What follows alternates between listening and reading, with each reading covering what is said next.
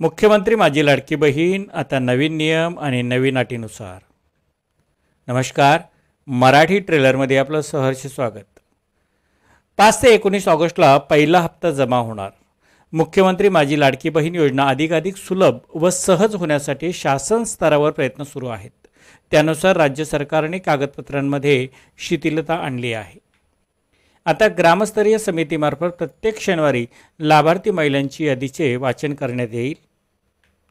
विशेष म्हणजे लाभार्थी महिलांची यादी लवकरात लवकर जाहीर होणार असून 15 ते 19 ऑगस्टच्या दरम्यान महिला भगिनींना योजनेचा थेट लाभ म्हणून 2 महिन्याची एकत्रित रक्कम 3,000 रुपये बँक खात्यात जमा करण्यात येणार आहे. मंत्रिमंडळ बैठकीतील महत्त्वाचे निर्णय. आजच्या मंत्रिमंडळ बैठकीतील महत्त्वाचे निर्णय म्हणजे नवविवाहित महिलेची विवाह नोंदणी लगेच शक्य नसेल तर त्या महिलेच्या विवाह दाखल्यानुसार पतीचे रेशन कार्ड पुरावा म्हणून ग्राह्य धरण्यात येईल.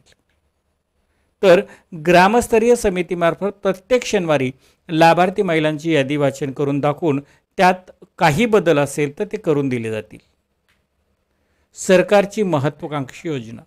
राज्य सरकारच्या महत्त्वाकांक्षी मुख्यमंत्री माझी लाडकी बहीण या योजनेची सध्या चांगलीच चर्चा आहे. सरकारकडून या योजनेचा अर्ज अधिकाधिक महिलांना भरता यावा म्हणून नियमात काही बदल करण्यात आलेले आहेत. मात्र अद्यापही काही तांत्रिक अडचणी येत असल्याने किंवा कागदपत्रांची पूर्ततेच्या अनुषंगाने काही बदल सुचवण्यात आलेले आहेत. मंत्रिमंडळ बैठकीत साधारणतः 6 नवीन नियम व अटी आणि शर्तींची पूर्तता करण्यात आलेली आहे. आता पाहूयात त्या नवीन नियम आणि नवीन अटी कोणत्या आहेत ते. 1. या योजनेचा लाभ घेण्यासाठी पोस्ट बँक खाते ग्राह्य धरलं जाणार आहे. 2.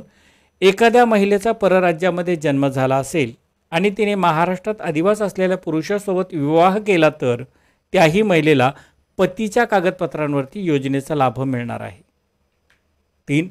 ग्रामस्तरीय समितीच्या मार्फत प्रत्येक शनिवारी लाभार्थी महिलांची यादीचे वाचन करून त्यात काही बदल करायचा असल्यास तो करून देण्यात येईल, तोही एकदाच. 4. केंद्र सरकारची योजना घेत असलेल्या महिलेला लाभार्थी म्हणून ग्राह्य धरण्यात येईल, मात्र सदर महिलेकडून ऑफलाईन अर्ज भरून घेण्यात यावा. नवविवाहित महिलेची विवाह नोंदणी लगेच शक्य नसेल तर त्या महिलेच्या विवाह दाखल्यानुसार पतीचे रेशनिंग कार्ड पुरावा म्हणून ग्राह्य धरण्यात येईल. आता OTPचा कालावधी 10 मिनिटाचा करण्यात आलेला आहे. या योजनेसाठी लागणारी आवश्यक कागदपत्रे.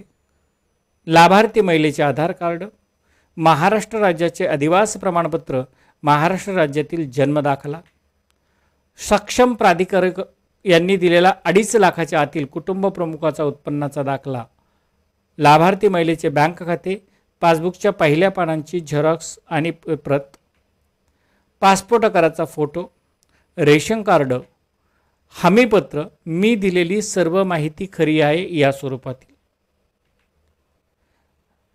अशा प्रकारे सरकारने अधिकाधिक महिलांना या योजनेचा आर्थिक लाभ मिळावा म्हणून योजनेत जे बदल केले आहेत ते कौतुकास्पद आहेत. धन्यवाद.